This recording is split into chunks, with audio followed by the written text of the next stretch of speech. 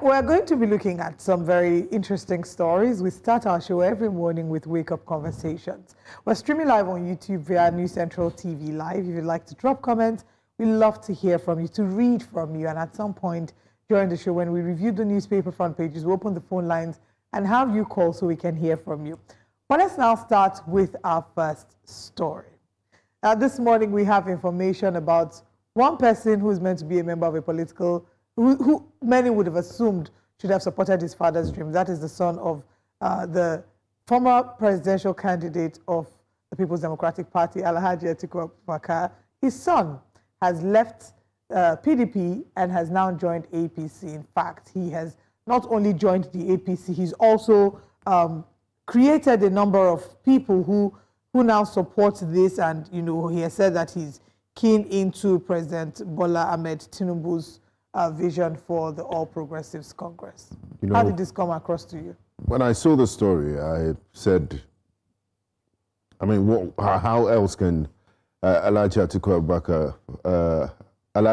Abubakar argue his case for wanting to be president of Nigeria? If somebody, your own blood, your own child, your son, does not believe in your principles, in your ability to govern Nigeria, it's one big own goal, if I may say. But I mean, his son is an adult.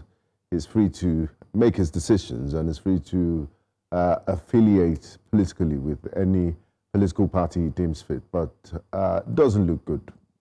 Doesn't look good at all. But he's a free, like I said, he's a citizen of Nigeria. He's free. The Constitution guarantees him the right of freedom of association, and is within its rights and prerogatives to choose who he wants to associate with. But I bet you politicians are going to milk this, and it will be part of the campaign they would use against him. They'll say, if your own family member, if your own son does not believe that you have what it takes to be president of Nigeria, why should other Nigerians do so?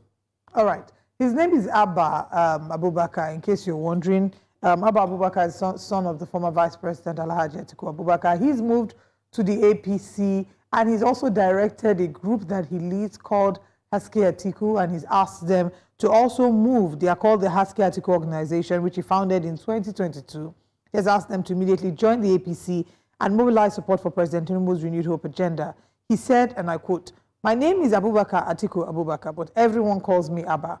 I am here today to formally announce my exit from my former party where we worked in 2023 and my decision to join the APC. Today I'm here to formally announce my exit from my former party to the APC following the outstanding leadership style and quality of His Excellency, the Deputy President of the Senate, Senator Barau Jibrin. With this development, I will work with Senator Barau to actualize the second term bid of President Bola Tinubu come 2027. To this effect, I'm directing all coordinators of my association to join the APC and work for President Tinubu." Let's listen to the video. Thank you. I am ushering and directing all coordinators from our association to join the APC and work with President Tinubu. Olive, my question is, in Nigeria, we always say everybody is the father of the nation, my political father.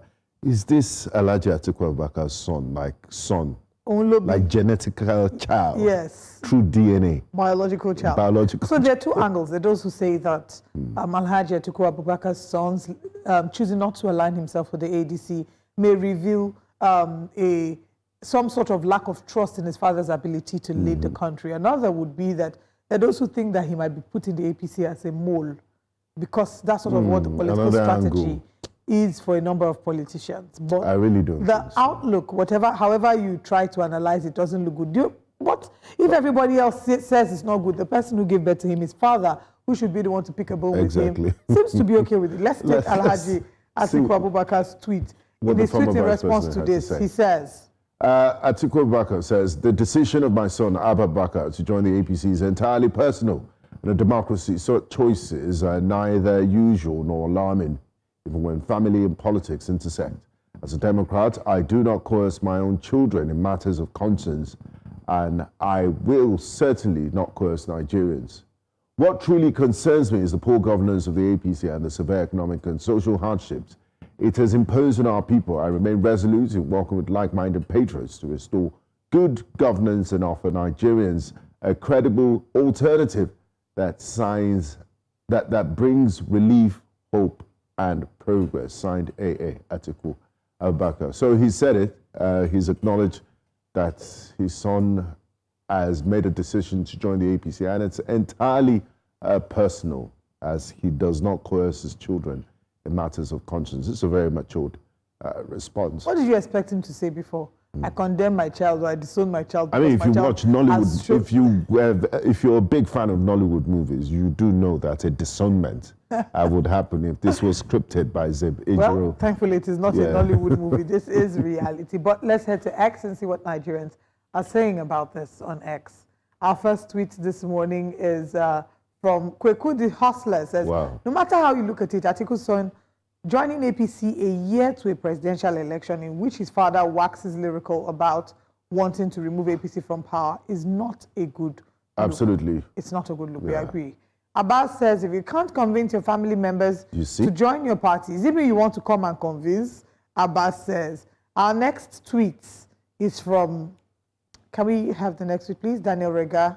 Daniel Rega says, so you are concerned about the poor performance of the APC that has been deemed incompetent and corrupt, or have no issues with your son joining the same political party with the same leaders in charge? Interesting, Daniel Rega says.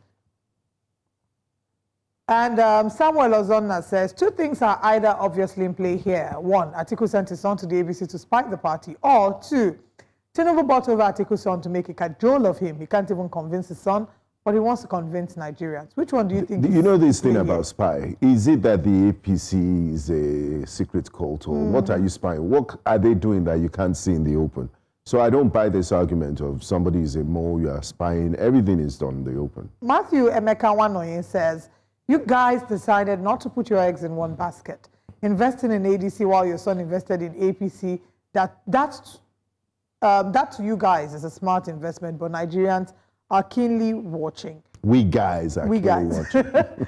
Father figure, make Atiku go rewrite in will. Haba. He never reached like that. And that's what Nigerians are saying about it. But we want to hear what you're saying about it as well. We're streaming live on YouTube via New Central TV Live. Drop your comments, and we'll take your comment on YouTube when we come back after this break. I'll be taking other stories as well, so please stay with us.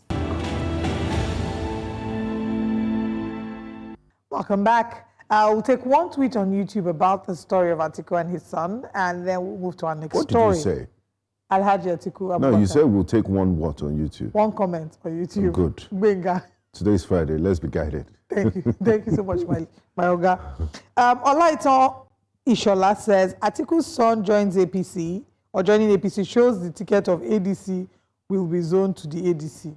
I don't understand that comment. What's the name of the commenter? Olaito Ishola. Olaito, are you sure you are awake fully? A cup of coffee. Maybe he wanted to say you need a cup of coffee. To the APC. Yeah. Maybe what he tried to say. Or you can correct yourself and send the message. Maybe what he meant to say is that the ticket of ADC will be zoned to the APC. I don't know how that is going to work. But let's move to our next story. Like a storm that fizzled before it could even strike. The defamation case filed by the federal government against Senator Natasha Uduaghan was struck out on Thursday, that was yesterday, by Justice Chizoba Orji of the Abuja High Court following the prosecution's unexpected application to discontinue the matter. A move the defense did not oppose. The case had accused the senator of making damaging allegations against Senate President Godswill Akpabio and former Kogi State Governor Yahaya Bello, including claims of a plot to kill her and links to the death of Imore Iniobong, all of which she firmly denied. Her lawyer, West Idausa, requested the matter be struck out and that all documents belonging to the senator and her sureties be returned, which the court granted. Speaking to journalists after the ruling, Senator Natasha described the outcome as a triumph of justice, saying, "This is not just a personal victory, but a reaffirmation of the power of truth and the resilience of our democracy," while expressing gratitude to her legal team, her supporters, the president, and the constituents for her unwavering support. Let's look at the video and we'll come to share our thoughts. The withdrawal of these two federal government cases against me only proves what we've always known, that these cases were maliciously instigated by two individuals who misused power to their advantage in witch hunting an innocent person, which is myself. But I'd like to extend a sincere appreciation to President Bola Tinubu for having been briefed the truth, and in his commitment to justice, ordered the discontinuance of the two cases. I have never doubted that Nigeria is a land of possibilities and that the truth somehow will always get one vindicated. So now I can actually rest and resume my work fully, because it's been a whole lot.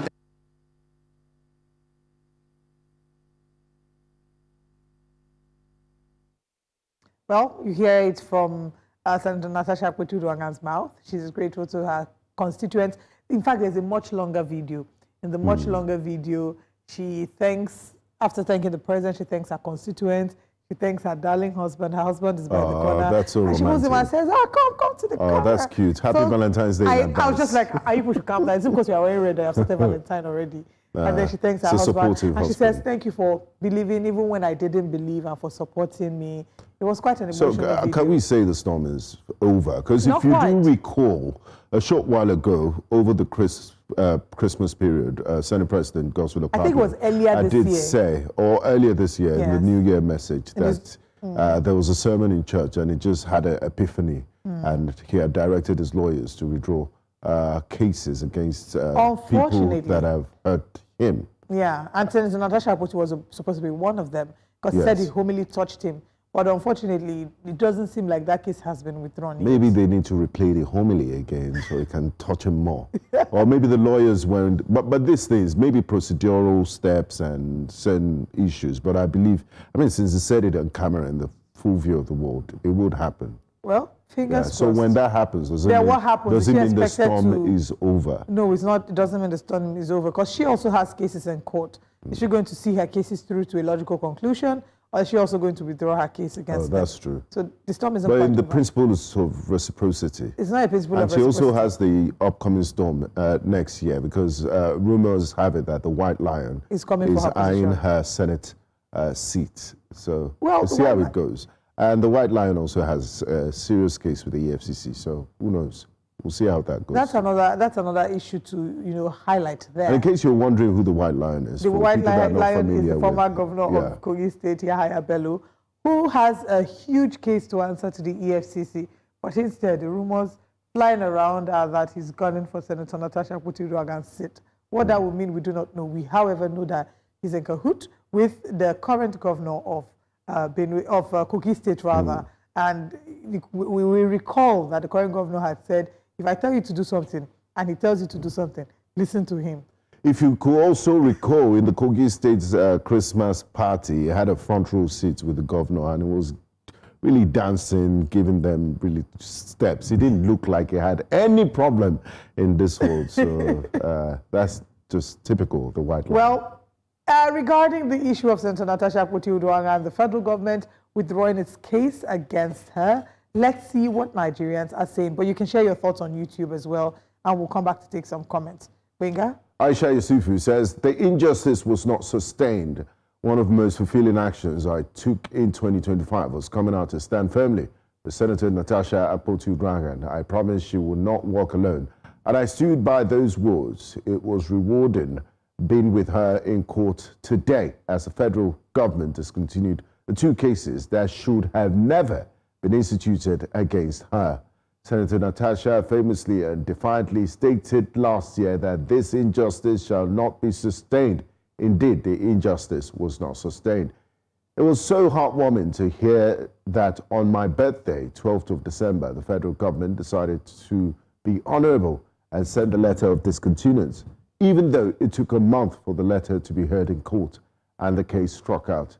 I say a big thank you to Senator Natasha Uduaghan for fighting and waking up the courage in our nation. Many had now seen that it is not okay to be silent in the face of injustice. And to her husband, I Chief Emmanuel Orisejolomi Uduaghan, the Alema of Warri Kingdom, who has shown what true love and family support is truly about. Wow. That's from That was Aisha quite Yusufu. A lengthy one. Lengthy one. Ifeoluwa Ayomide says, everything in politics for this country, at least justice prevailed here. Okay. Ewole Kende says, if Natasha no support Tinubu for re-election, make I bend. Tinubu made this possible by telling the Attorney General to withdraw the case against her. Many people don't know this. And some won't say this. Okay. Next tweet, please.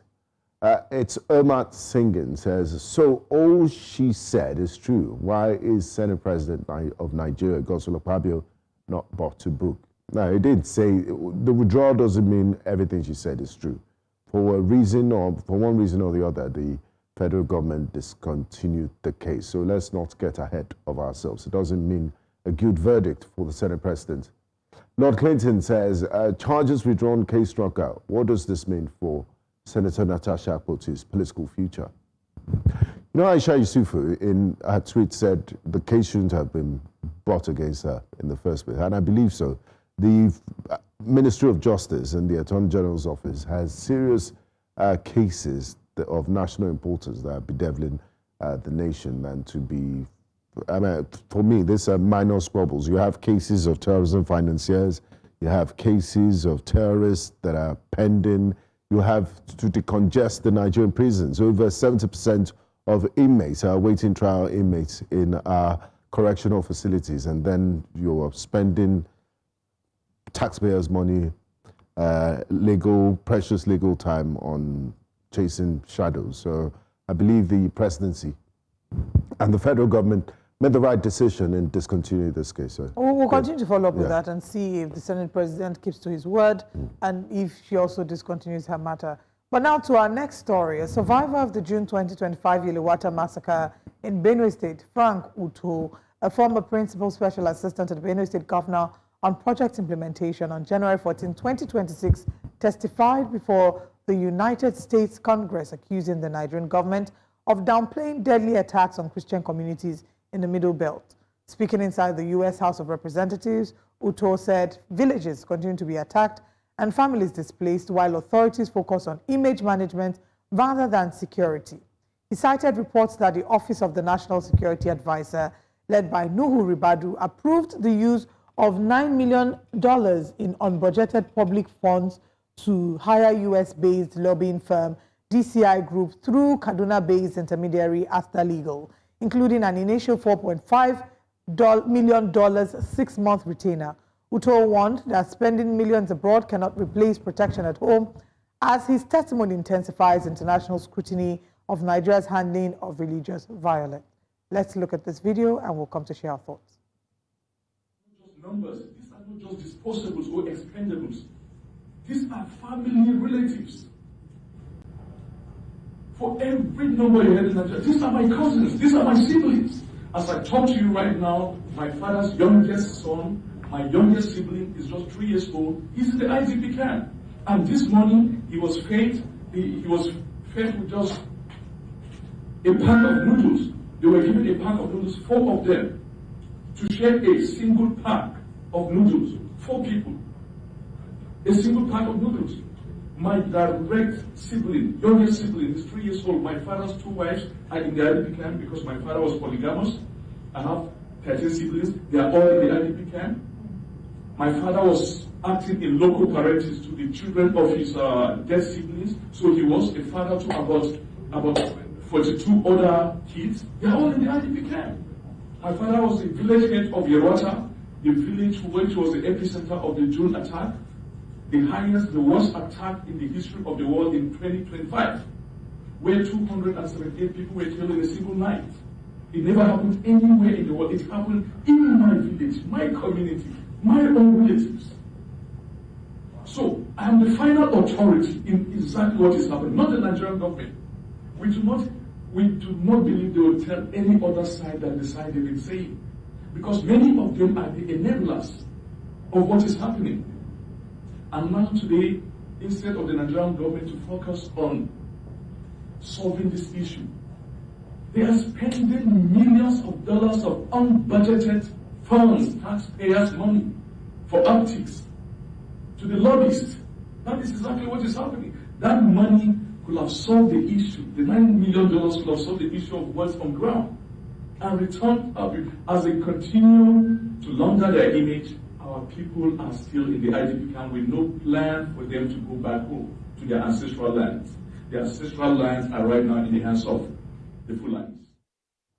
I mean, there you have it, the testimony there in Congress, a very, very sad one. And as he did describe what he went through in the village of Yelwata. But what I find very instructive is the $9 million that the federal government has decided to pay lobbying firms to help, pass on the message that the federal government is doing something about the Christian persecution in Nigeria, and which a lot of people find quite unfortunate. That money could have been put to better use in the country in securing lives of Nigerians, and also in helping to resettle the victims of this violent extremist groups that have been affected by the terrorism.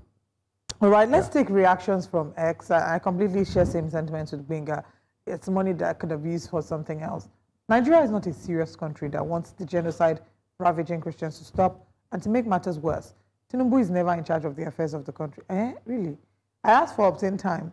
What is the National Security Advisor still doing in office? A terrorist sympathizer? Wow. Let's move on to the next week, please. Unfortunately, we can't take that one. The federal government has $9 million to spend, but cannot pay lecturers, medical doctors, or teachers well. They have been borrowing and borrowing without creating the needed infrastructure or technology to pull it over 130 million naira out of multidimensional 30 million people out of multidimensional poverty. Millions are in IDP camps without hope, Cosmos Ogiri says.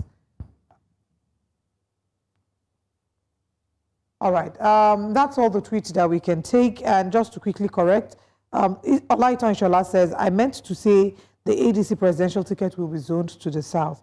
Thank you for that. Mokunye Chukwemeka says, it's sad seeing our dirty linen spread outside, but when the government of the day sees insecurity as normal, I don't mind. How can we be living in IDP camps in our country when there's no war? He also asked, why did the federal government... He hit the nail on the head. Yeah. It's absolutely shameful. And you saw that video in Kogi State yesterday of those minors, the aged people that were kidnapped, and we're not doing anything about it. Our Senate is not even calling to listen to victims. There's no psychosocial support, nothing to get back the to get them back to members who were life. released. It's really sad paying millions to see of how dollars things have turned out for optics in Nigeria. But we'll continue to explore the story. We still have another 2 hours, 30 minutes to go, so please don't go away. Let's bring you our top stories today on Breakfast Central.